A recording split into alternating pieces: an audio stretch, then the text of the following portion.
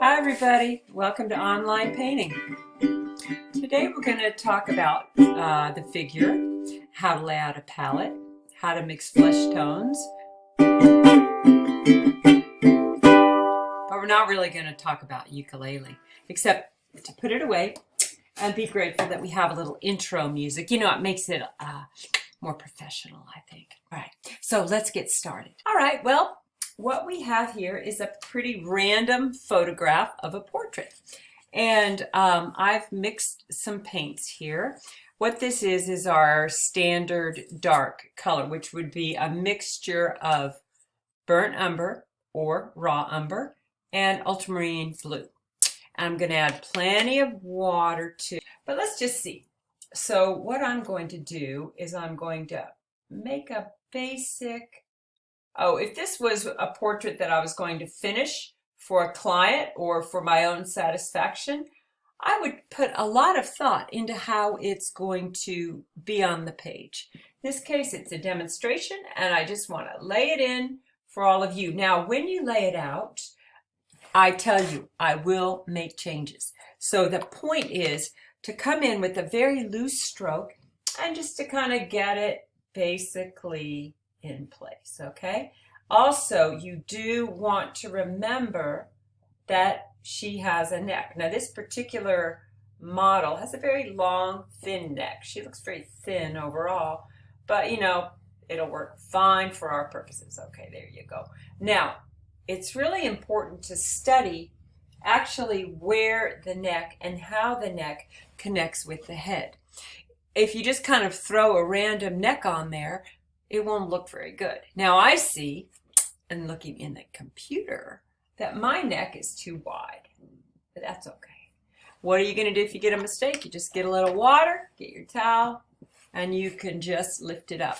Let me tell you something. You will make mistakes. We all do. That's part of making art. If you go into it with no thought that you're going to make, you know, if it's devastating to make a mistake, then look at that, re-examine that, because it's not going to help you have fun and it's not going to help the art. So anyway, she's off to the side. You can't really see her that well, but it's fine.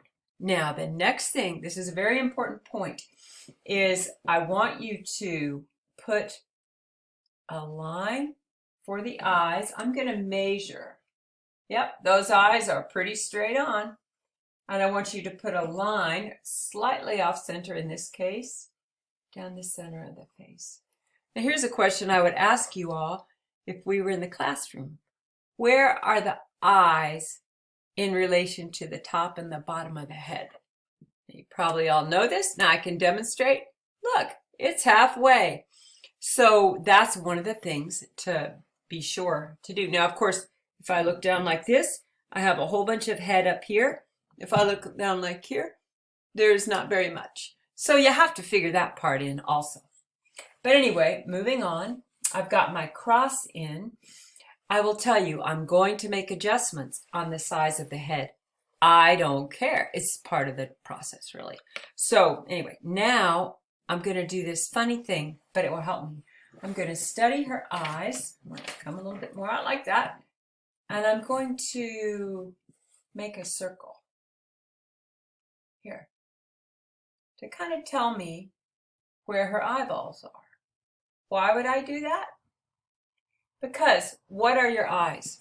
Your eyes are gelatinous balls, like ping pong balls, really. And they have the lids over them. And so in drawing that circle, it will help me to navigate when I get to laying in the eyes. Now, I want to study this with the portrait and see, whoopsie, I'm getting logistically challenged, but it will be fine. So I want to really study this and see what's going on here, okay? I need to come in a little further. I'm going to go ahead and suggest her hair because that's going to help me to stay with this. I'm going to suggest the nose.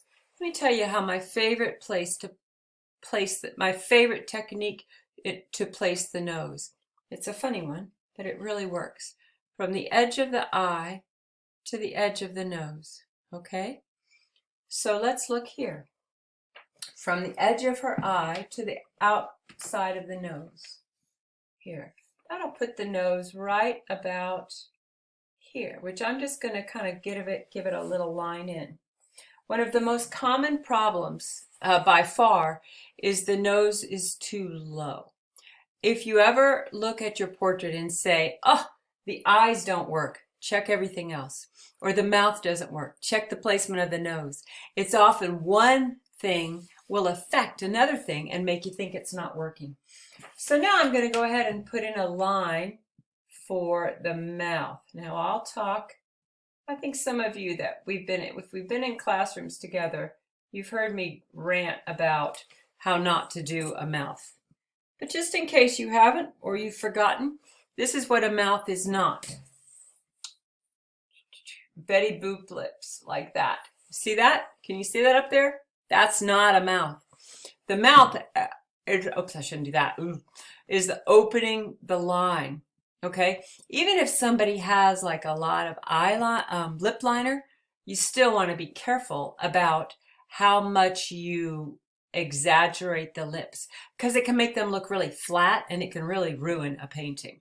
Okay, so let's see what I have here. Her mouth looks pretty well placed. I can tell you I'm going to have to build out the chin, come in a little bit more here, all that stuff. That's fine. I think I will go ahead and finish her off because this looks like a fun one to do. Okay, now I'm going to put the ear, a little mark for that. All right, now let's go back to the eyes. All right, so when you're laying in the eyes, what you want to look for is what is unique about this figure's eyes. We all have a line above and a sort of a shelf below. And then there's a second line above the eye. This is different with every person. Well, now I am going to lay in the upper line. Hers kind of arches a little bit to the outside there. And the outer eye, as is pretty often typical, is slightly higher than the inner eye. Now that's the upper line. Can you see that? The lower part of the eye is more of a shelf. Okay, so I'll just lay that in. We don't need to complete that quite so much. And in this case, it's in a shadow. All right, so now I'm going to look for, my palette is more secure now. See, it's okay. I'm going to look for that second line above the eye, kind of where there's a crease. That is another thing that is unique to every individual. So if you want to have a lightness in a portrait, you look for that line above the eye. What is different about that? Okay, so I'm going to lay that in. All right, there we go. We're getting an eye. Now, what about the pupil? Okay, so here's something that we see sometimes. I should do it bigger. I'll do it bigger. Here's some. Here, this is not the best way to paint an eye. Okay, right? More paint. Okay, because that's not really what our eyes look like. Our irises are actually generally they're covered by the top and the bottom of the eye. Not always the bottom. They actually call that Sankapu, I think is how you say that in some kind of East Indian medicine, but it means that you're kind of really depleted if you see the whites under the eyes. Sometimes we do see that though in figures. And if you want to make somebody look like they're kind of haggard, that's a way to do it. You know, you never know what you're going to need to do for a narrative painting or something. All right, so I'm going to go ahead and put those irises in. Now, you know what I study to get the iris in? I look for the shape of the whites of the eyes on either side. How much of the whites of the eyes are showing? What is the actual shapes of those, of the whites of the eyes? So I will do that. I'm going to put that in like there. She's got quite a bit of white showing actually. And then I'm going to go ahead and put that pupil in there. All right. See, now once we have an eye in, then all of a sudden the portrait begins to have a life, right? So I'm going to bring this down a little bit here, and I'll go ahead and notice how close, actually this would come up a little bit higher if we want to get a lightness, and how close and heavy her eyebrows are. I'm going to paint this all with flesh tones. But one of the things that I really like to do in the laying out of the portrait is to do my best to begin to get a lightness, because then you're going to build and continue to build upon the lightness. Also, at this stage of the game, you can change it really easily, right? Nose. Now I have a nose trick. You're welcome to use it or not, but it's worked for me. In fact, I think my nose is perfect for the nose trick, actually. And that involves 3 circles. A circle at the one side, a circle at the other side, and let's say in this case, we'll put the circle right there. Okay, can you see that? Whoops, excuse me. There you go. Now, from here, then we're just gonna the nose, and to get it how it changes when we move from side to side. So I'll do that a little bit bigger. If somebody's slightly off center in like a 3/4 view, then it might be like that. Can you see that? Let me go ahead and finish it out. There we go. And then the nose would come up like this and there. Okay, so that's how it works. Now for this, in this case, I'm going to go ahead and just give her a little, hers pretty small in the center. I need to make sure that it is close enough to the lips. That's another very common mistake, is at this distance. Probably in my case, I could make it a little bit lower. So I'm going to go ahead and make I'm doing a sideways, a circle. Get her other little circle in here, because she's got a rather sharp nose, actually, one might call it. Of course, you're not supposed to label it, as I say. It's just shape, shadow, form. But I'm going to go ahead and get that a little bit more distinctive shape in that is unique to her. It's really more of a point than a ball here. I'm not sure if you're going to be able to see it. I will go ahead and finish this portrait up in this week, and we'll show it to you as I go.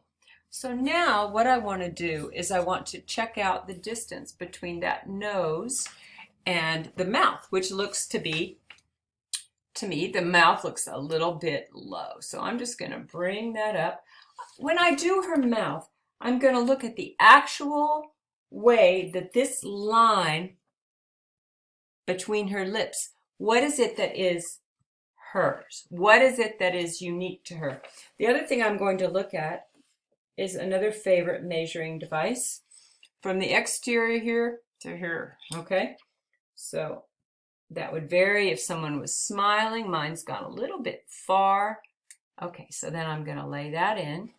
And I think that'll be kind of completing our demo for now. I want to show you one more thing with the mouth, and that is this. How do you do a mouth?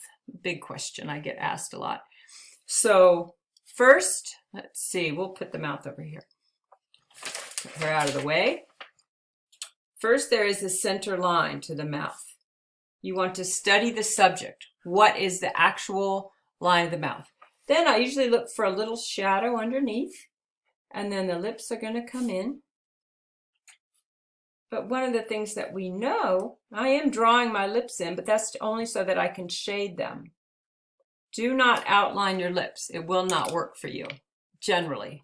So then I'm just going to come in, and I'm going to shade them a little bit. Usually there's more shade on the top. Notice how the bottom lip, it comes in a little bit in from the edge, okay? Can you see that? That's on its way to being a lip. If I did it, whoops, we'll go like that. Okay, so now, it's funny, I can paint backwards if I look in the camera. Then I'm just going to kind of keep working that out and bring this in a little bit more. Where the lips meet, it's a meeting of 2 planes. So it's not really a line, is it? There we go. And now we've got lips on their way to being lips.